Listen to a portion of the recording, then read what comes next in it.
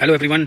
Hunter education commission का भी गठन हुआ था और ये फॉर डेवलपमेंट ऑफ एजुकेशन, तो वुड डिस्पैच आया और वुड डिस्पैच के बाद क्या आया था, हंटर कमीशन। और 1882 में हंटर जो कमीशन नाम आया है 1882 में लॉर्ड रिपन के समय में आया था। और ये क्या नाम है, विलियम विल्सन हंटर, तो एक थे विलियम विल्सन, क्या आप नाम याद रखिएगा, हंटर, इन्हीं के नाम पे पड़ा था क्योंकि उन्होंने ये जो कमीशन की अध्यक्षता की थी, ठीक है, जो भी हंटर कमीशन ये इसकी अध्यक्षता की, इसलिए 1882 में इनका नाम पड़ा था हंटर एजुकेशन कमीशन।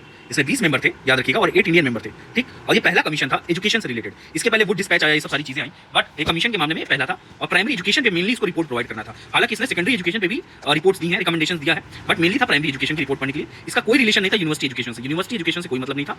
और इसने रिकमेंड किया था कि लोकल लैंग्वेज में एजुकेशन दी जाए या मदर टंग में एजुकेशन दी जाए। और it recommended on secondary education. और ठीक है, सेकेंडरी एजुकेशन की रिकमेंडेशन में दो थी कि ऐसी सेकेंडरी एजुकेशन दी जाए जिससे यूनिवर्सिटीज में एडमिशन हो सके आगे पढ़ने वाली, और दूसरी थी प्रोफेशनल या बिजनेस सेटअप करने के लिए। तो दो तरह से, एक तरह से कह लीजिए टेक्निकल, एक तरह से यूनिवर्सिटी में for further PhD and all that, तो दो तरह की। फिर ये प्राइमरी एजुकेशन को कहा गया था कि it should be run by government, ये रिकमेंडेशंस थी। देन पंजाब है, 1882 में यूनिवर्सिटी का फॉर्मेशन हुआ। इसके बाद फिर इलाहाबाद, जो प्रयागराज इस टाइम इलाहाबाद यूनिवर्सिटी का 1887 में, और पंजाब यूनिवर्सिटी का 1882 में, ठीक है। बस इतना इनफ है आपके लिए। Thank you.